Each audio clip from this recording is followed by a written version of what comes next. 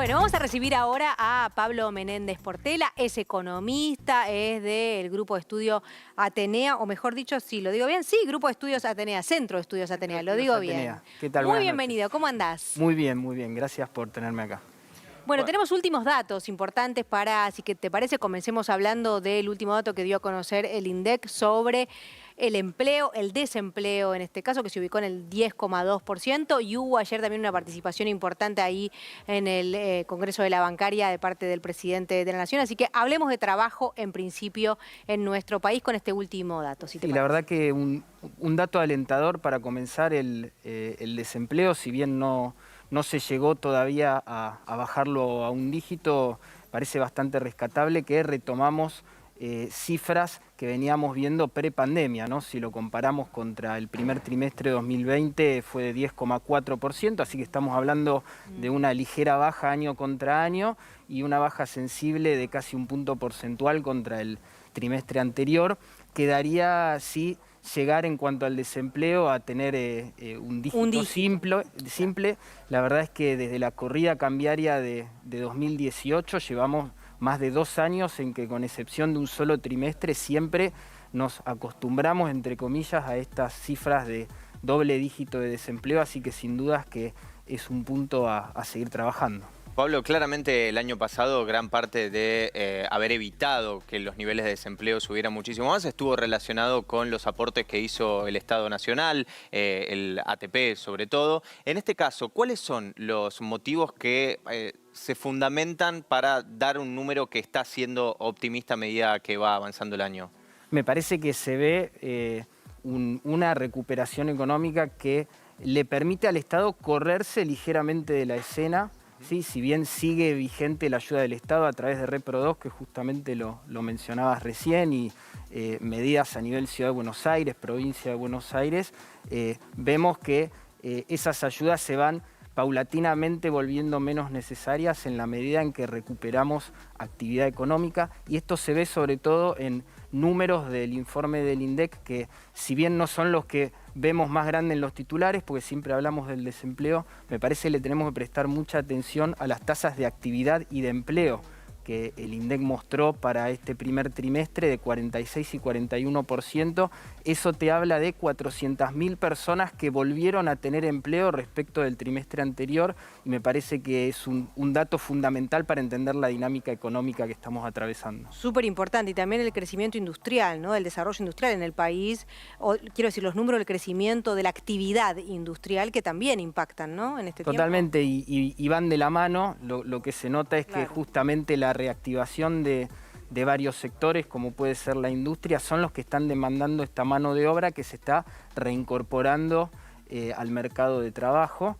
Sí, un punto que todavía hay para discutir y para trabajar es que si comparamos con la situación prepandemia, todos los índices muestran... Son peores. No, yo te diría, todos los índices muestran que estamos igual que antes de la pandemia para el segmento de los varones, pero en las mujeres todavía se nota mayores valores de desocupación y menores tasas de actividad y de empleo, con lo cual me parece un punto importante, que es que todavía las ramas que están más feminizadas no se pudieron recuperar del todo, y eso por supuesto que abona a agrandar la brecha de género. Claro, ¿y eso a qué lo atribuís? No, me parece que se atribuye a un agrandamiento de la brecha de género debido a la pandemia. La realidad es que el trabajo de cuidado, el trabajo no remunerado, el trabajo desprotegido recae mayormente sobre la mujer, y me parece que eso está reflejado sin ninguna duda en los indicadores que el INDEC publicó. Pablo, ¿crees que los sueldos van a acompañar la crecida de la actividad económica que está teniendo el país? Que fue uno de los puntos, como decía vos, que marcó ayer sobre todo el presidente Alberto Fernández. Bueno, es algo que, como vos decís, se está definiendo en estos momentos mientras hablamos, ¿no? Con las declaraciones del presidente. El ministro de Economía, Guzmán, también fue muy claro en el sentido de que los salarios tienen que superar la inflación, tiene que haber una mejora de los salarios reales este año, y me parece que hubo un mensaje político de acompañamiento, de validación de paritarias en los sectores formalizados. Primero lo vemos en el sector público, ¿sí? Con los empleados del Congreso, los empleados del PAMI y del ANSES, que validaron paritarias por encima del 40%, y ya lo estamos viendo cómo eso refleja también en el sector privado, ¿no? Camioneros, bancarios están firmando renegociaciones paritarias en la línea de la nueva expectativa inflacionaria para este año, que ronda el 40-45%. ¿Y qué pasa con otros gremios, Pablo? Porque digo, mencionás los dos gremios que tienen habitualmente muy buenas paritarias, bancarios y camioneros. Suelen ser los que, digamos, todos querríamos ser bancarios o camioneros para tener esas paritarias. Lo dice todo el mundo como un chiste, pero efectivamente es así, ¿no? Suelen tener muy buenas paritarias. Hacen buenas negociaciones. Sí, efectivamente. ¿Qué pasa con los otros gremios? Y no digo los que negocian con el Estado, porque muchas veces cuando el Estado tiene este tipo de políticas como la que anunció ayer el presidente, es favorable para los gremios como UPCN, los que mencionabas recién, ¿no? El de PAMI, el de ANSES o ATE, digamos, con respecto a otros estamentos del Estado. Pero digo, ¿qué pasa con otros rubros? No sé, por ejemplo, los gastronómicos.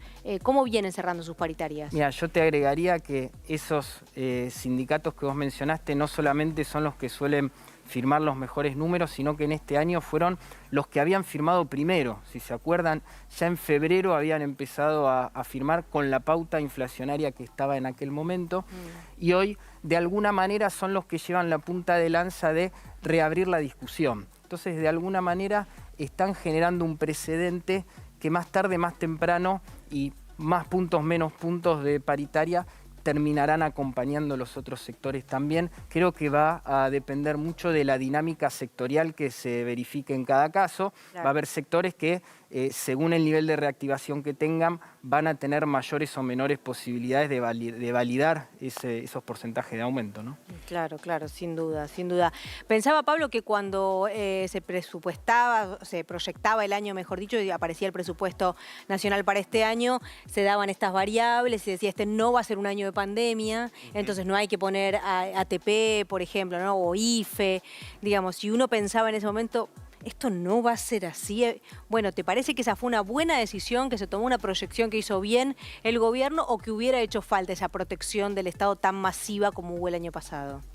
Bueno, creo que las proyecciones se hacen con base en la información que se tiene en cada momento, y también de alguna manera poniendo una expectativa o un mensaje de cara al resto de los sectores de la sociedad. Entonces, cuando se planificó que la inflación iba a ser del 29%, de alguna manera era un mensaje, una expectativa a todos los sectores diciendo, por favor, alineémonos en este sendero para empezar a tener un camino de desinflación.